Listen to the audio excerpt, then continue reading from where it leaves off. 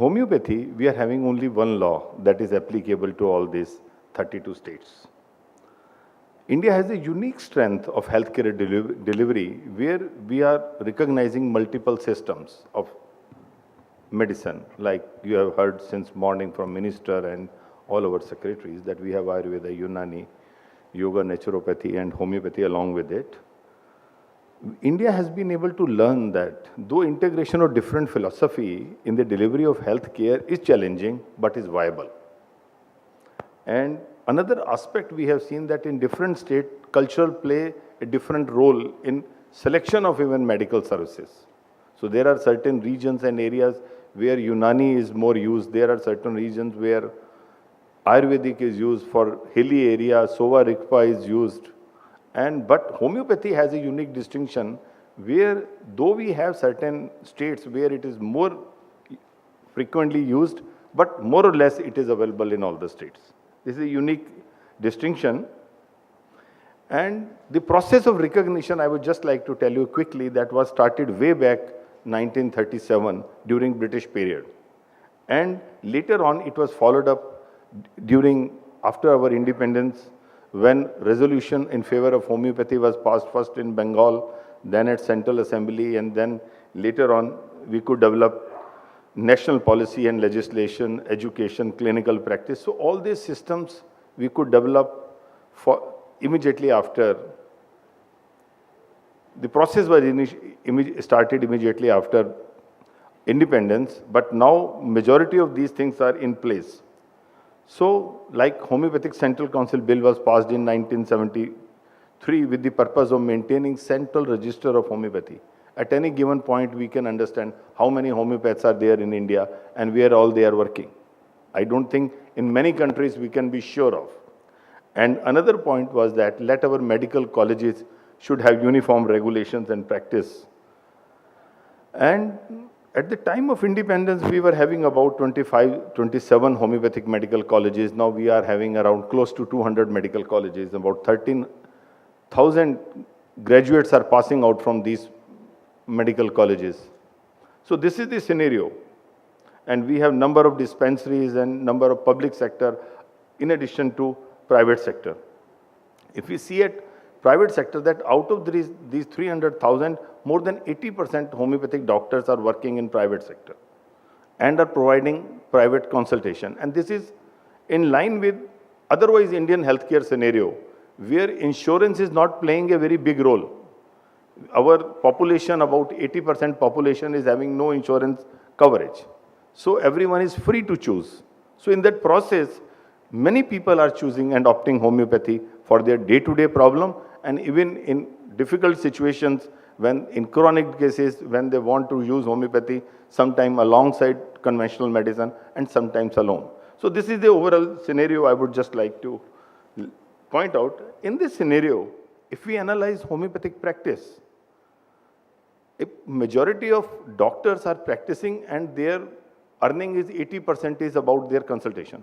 And cost of medicine is hardly 15%. So virtually I sometimes say that when anybody charges, he only charges for the consultation. Medicine is free.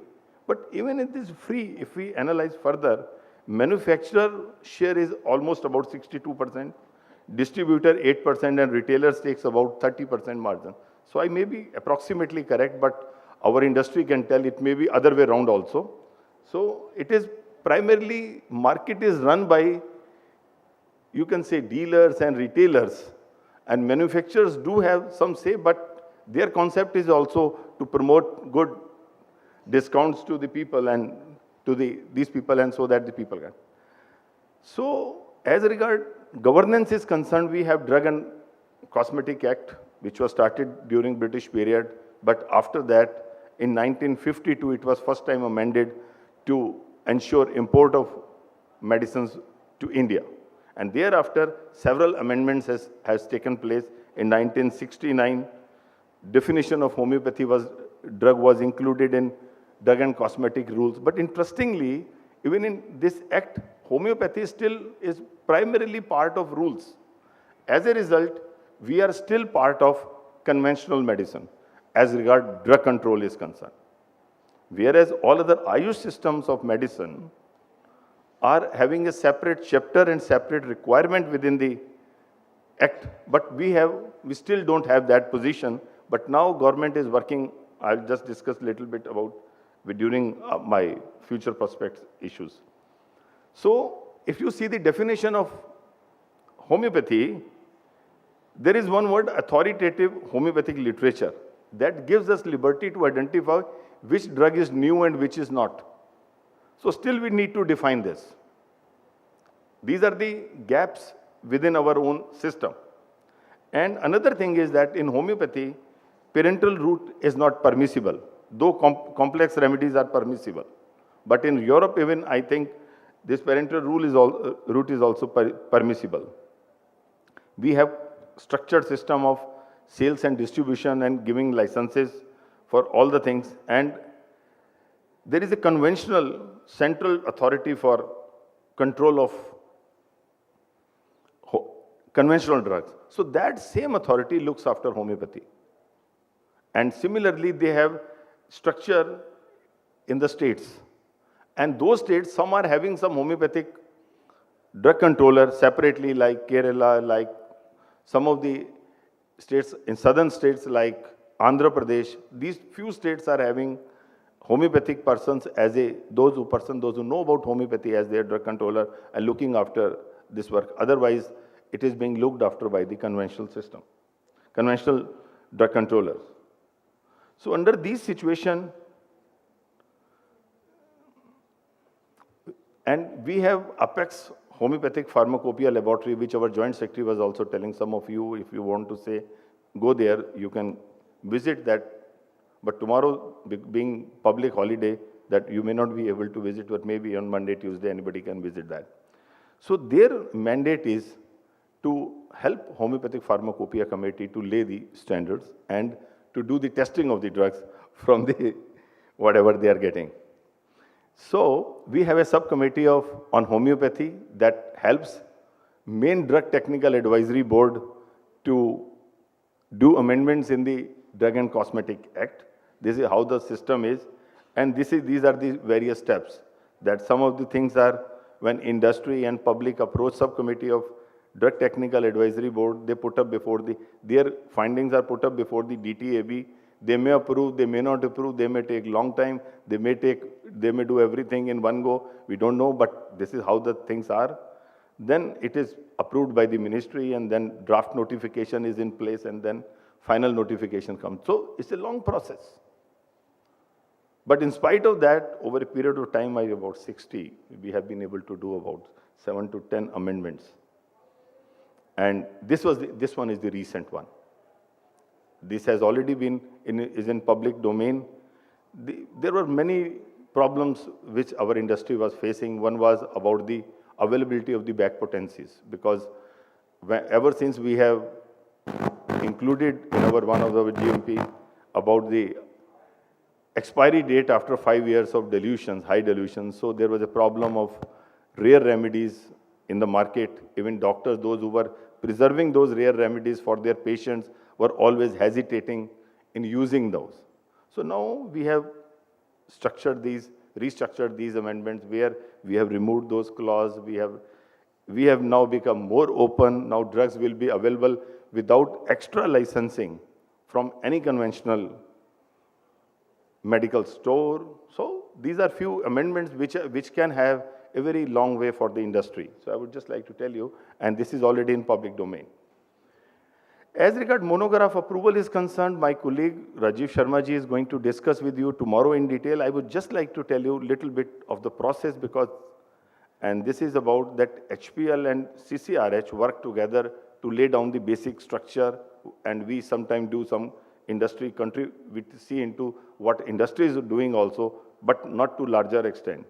Then it is approved by HPC. Now for the last few years, like 2 years, we are now having full-fledged commission to look into this aspect, and ultimately these are notified by our ministry.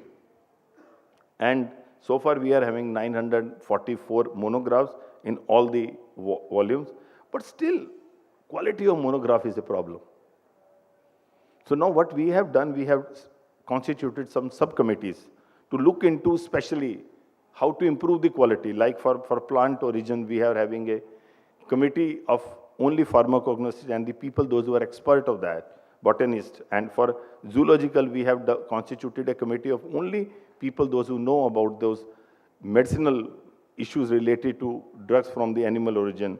And we have constituted a committee of virologists, bacteriologists, and molecular scientists to look into the process of nosode preparation, sarcode preparation, which are concerned in our even WHO safety guidelines.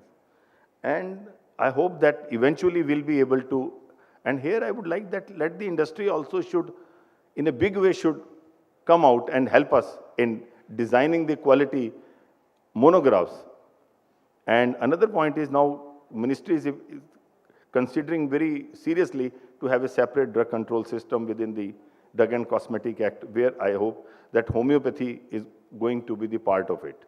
And at the same time, government is also contemplating to have a third-party assessment and a third-party regulation kind of thing. So let us see what ultimately comes out of it. And another point is that we are also looking at all international regulations like Swiss and others which we are learning over a period of time, and how to use those for the benefit of Indian manufacturers and Indian public. So, and another aspect is drug control mechanism is having still a very, I think, gap where we don't have high quality NABL accredited labs. Even our HPL is not that much accredited. So we are looking at to have NABL accredited lab to start working for homeopathy exclusively, and we should have our own at least 2 labs where those can function as reference lab with international standards. And another issue is that we would like that some of the manufacturers can look into this cultivation of medicinal plants and also developing repositories for nosodes and whatever, considering the, and here I would like that industry is required to interact more within themselves also as regard ensuring the quality. Just largely relying on back potencies is also not too good, especially in cases of nosodes. Because when I interacted, because there was some epidemic in one area, some nosode was being used, so I had gone into the detail. So I came to know they are still using nosode which was prepared by Borek and Tafel in 1960. So we have to see these things with seriousness, because ultimately if that medicine is effective in that epidemic, still we are answerable. If it is not, then it is okay. But if it is effective, we are answerable from where that medicine has come, and someone has to answer that. So my request to industry is that please look into these aspects of quality assurance.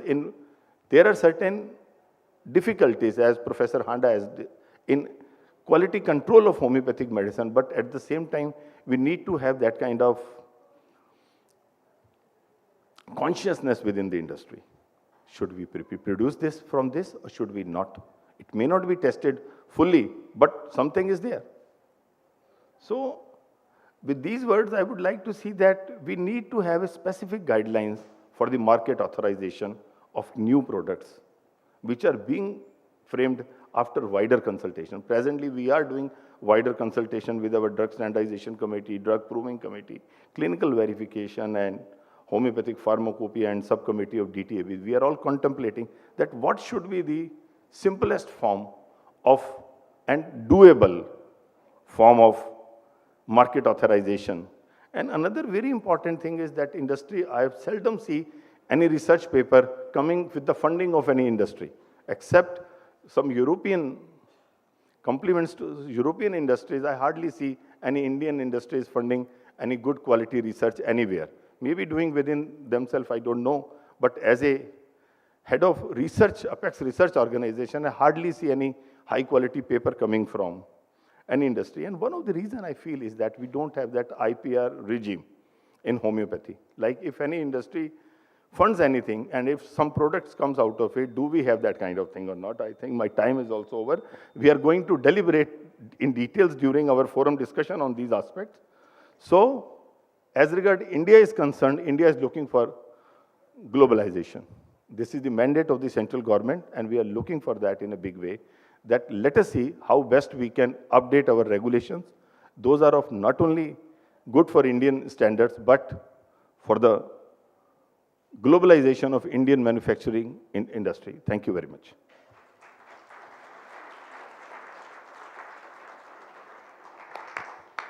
Thank you, Dr. Manchanda, for this excellent introduction in the reality, the regulatory reality in India. And listening to what he has said, I think that at least from a regulatory perspective, we already have more in common than we expected, because there were so many items you addressed which we can recognize fully. We now want to take 15 minutes time to exchange views and to ask questions. If you have a question or you want to make a statement, please keep it a little bit brief. Use the microphone and say briefly your name and affiliation. Please, you have the floor. Dr. Hanna. Thank you, Mr. Chairman. One of the questions which comes to my mind, I may be very naive in asking this question. When you say it's a non-clinical medicinal product, how come that a non-clinical medicinal product, when it is not a clinical value and not mentioning the indications, what does it stand for? Because after all, it's a medicinal product. And if it is a medicinal product and we say it's a non-clinical, I do not understand what does it stand for.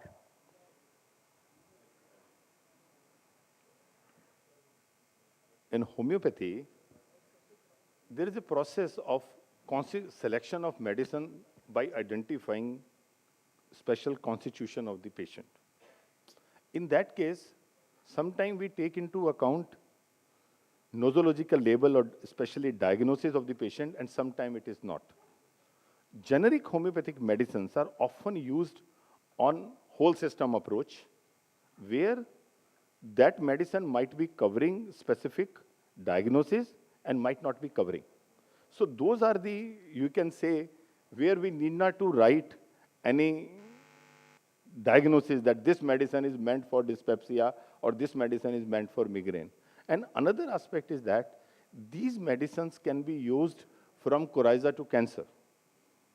They might give relief to some extent and to greater extent, but these can be used like that. So this is what is peculiar about homeopathy. See.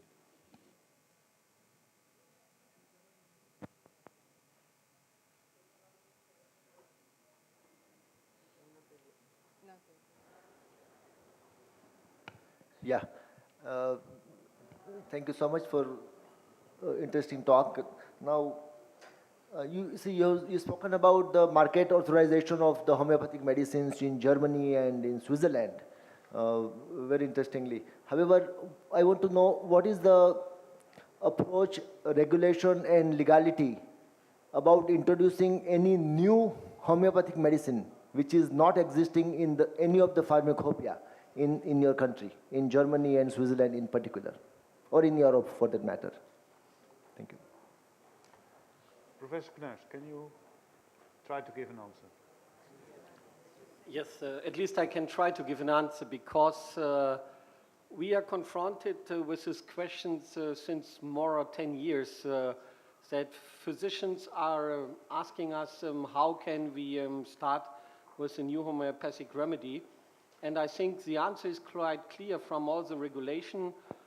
At least in Germany, the scheme should be followed with the approach of starting with homeopathic provings, because this is a basic for the scientific approach in homeopathy.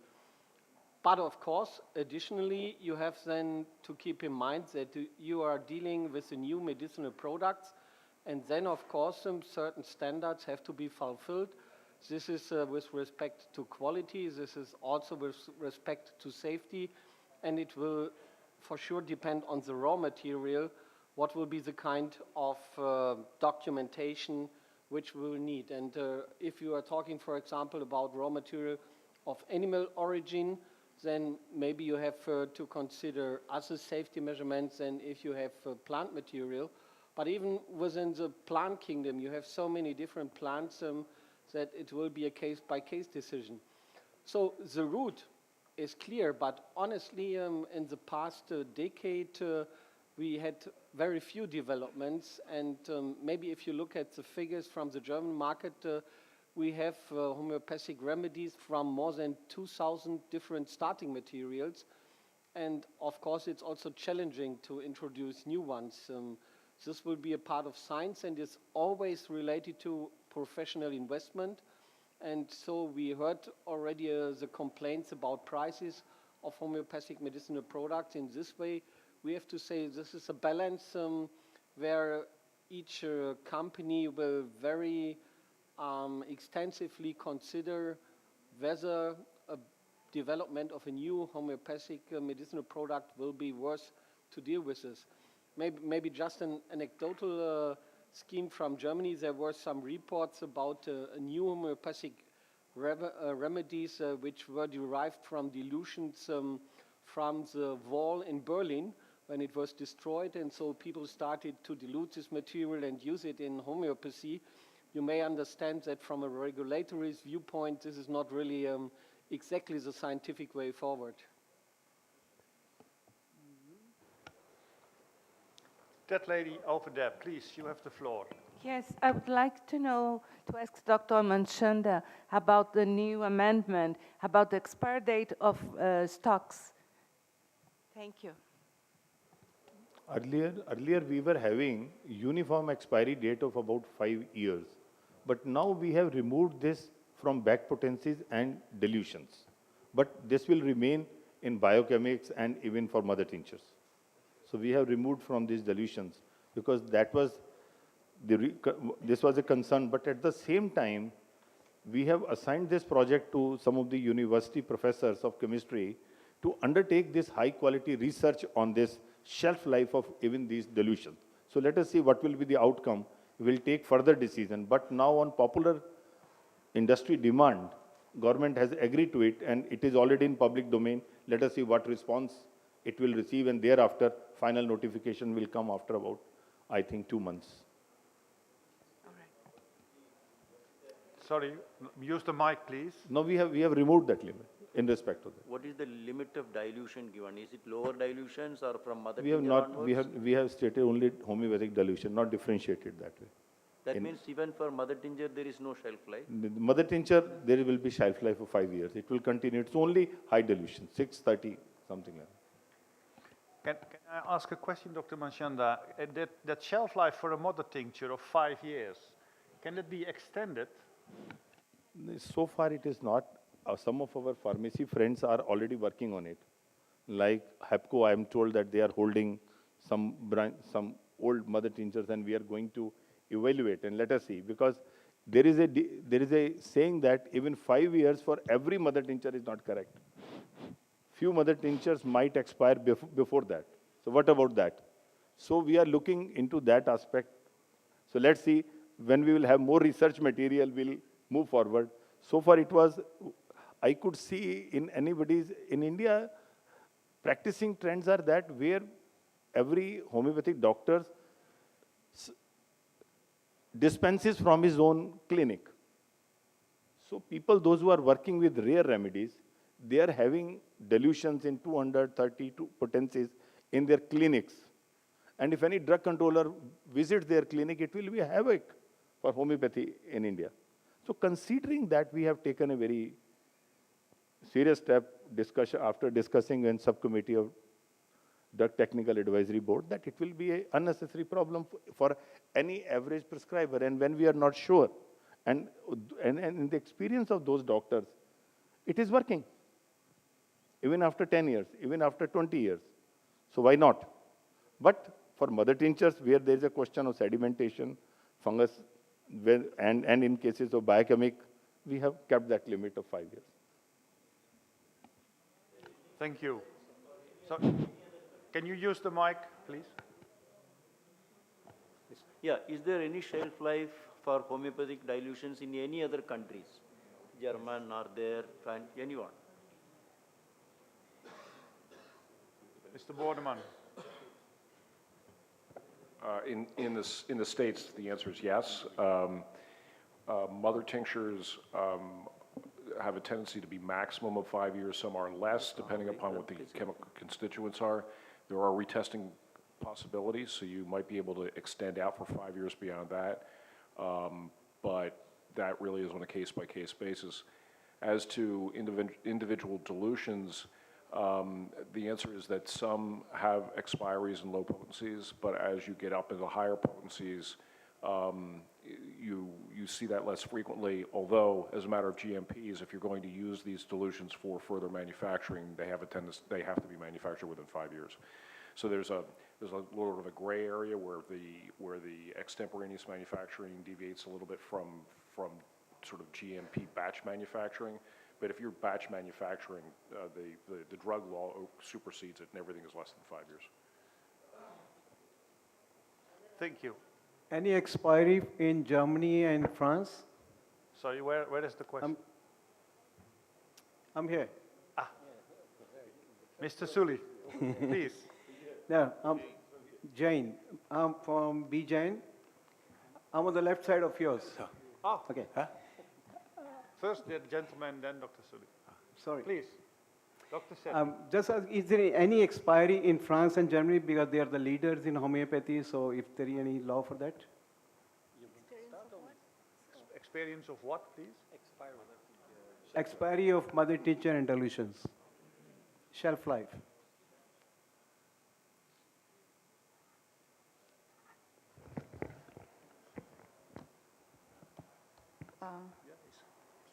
So, of course, we studied in the dossier the scientific data provided by companies working on classical stability data that are provided in the dossier. And of course, we authorize what the studying, the quality assessor assess the data in the dossier and give the appropriate shelf life depending on the data that are on the dossier. That means that that can be different for different companies.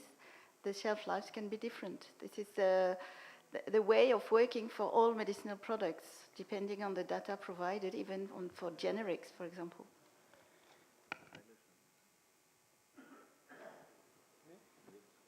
Your question is...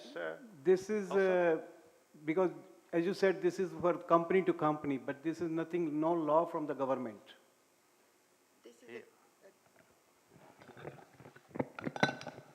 There is no general requirements on mother tincture and shelf life on mother tincture. That could be done, but it is not done. It's based on the classical assessment of medicinal product dossier. This approach at the moment. Thank you. Addition by Dr. Knuis. Yes, I would like to confirm mostly what the colleague from France said, because the principle in Europe is that each application is assessed individually, and so you turn out with stability data for the mother tincture as an intermediate and also then the finished product. And in this way, of course, you have a set of a specific specification for a product, which is then tested along.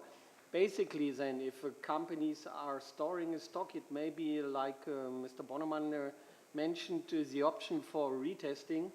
But this is for sure something which has then to be discussed depending on the nature of the stock, as well as was mentioned by the colleague. And I think this is definitely the moment where we must be aware, if we are talking about stability of a homeopathic medicinal product or a mother tincture, we are just looking at surrogate parameters, because what is important is what Dr. Manchanda said. It should be effective still in this way. And when I'm discussing with my colleagues about this, I always ask, are you aware what Mr. Hahnemann tested for stability of his product? And probably there is no answer on this, and we have to modernize the requirements, but we should keep in mind that probably the best stability testing would be a homeopathic proving, but as a regulator I said, so this is not what I want to implement, because this would not be possible in our reality. But we should keep in mind the surrogate character of all the parameters we are assaying. Dr. Sulich, on the stability, In Switzerland, the official rule is that we can use the 5 years expiry date, but we have to prove for each single mother tincture by stability tests on 2 batches that all tinctures are real stable, because some are not so stable. And after the 5 years, if we need, we can retest the product, and so we can use it then for 7 years, and principally we could repeat this also for 9 years. But from the economic sense, after 7 years we throw it away. But we are officially